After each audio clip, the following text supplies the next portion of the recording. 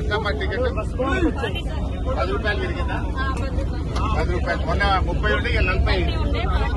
చూడండి, ఇప్పుడు మెహదీపట్నం నుంచి ఆర్టీసీ ఎండీ ఆఫీస్ నిన్నటి దాకా 30 రూపాయలు ఉండే. ఇప్పుడే కండక్టర్ అమ్మ టికెట్ ఇచ్చింది, 40 రూపాయలకు టికెట్ ఇచ్చింది. అంటే 10 రూపాయలు పెరిగింది. రోజుకు 10 రూపాయలు పోయేటప్పుడు వచ్చేటప్పుడు 10 రూపాయలు, 20 రూపాయలు.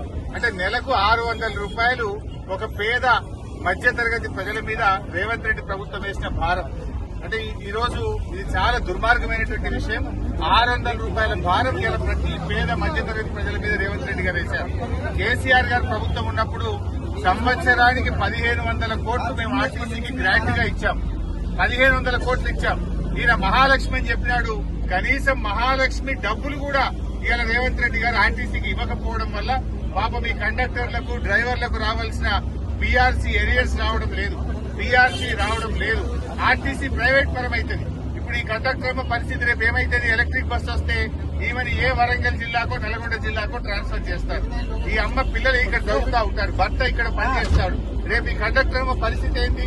నువ్వు హైదరాబాద్ ను మొత్తం ప్రైవేట్ పరం చేసి ఎలక్ట్రిక్ బస్సులు పెట్టి ఆర్టీసీ బస్సులు లేకుండా చేసి హైదరాబాద్ లో పనిచేస్తున్న 12,000 డ్రైవర్ కండక్టర్లను ఇవాళ నిరాశ్రయులు చేసి హైదరాబాద్ నుంచి పంపే ప్రయత్నం చేస్తున్నావు. ఉప్పల్ డిపో అమ్మకానికి పెట్టినావు, మియాపూర్ లో ఉండే వర్క్ షాప్ ను అమ్ముకుంటున్నావు, జేబీఎస్ బస్టాండ్ ను హడ్కోలో 1500 కోట్లకు కుదబెట్టి బస్టాండ్లను కుదబెట్టి అప్పులు చేస్తున్నావు రేవంత్ రెడ్డి.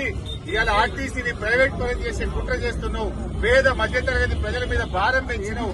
పెంచిన బస్ ఛార్జీలు వెంటనే దించాలని చెప్పి మేము డిమాండ్ చేస్తున్నాం. పెంచిన అదేవిధంగా బస్ పాసుల ధరలు కూడా దించాలని మేము ఈ రోజు డిమాండ్ చేస్తా ఉన్నాం. టోల్ గేట్ల పేరు మీద ధరలు పెంచినావు, పండుగల పేరు మీద ధరలు పెంచినావు, రౌండ్ ఫిగర్ పేరు మీద ధరలు పెంచినావు, సిటీ బస్సుల్లో 50% ధరలు పెంచినావు.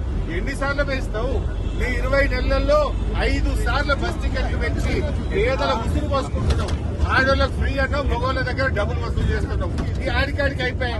భార్యకు ఫ్రీ అంటే భర్త దగ్గర డబ్బులు వసూలు చేస్తే నువ్వు ఏం ఫ్రీ చేసినట్టుగా సమానం అయిపోయా.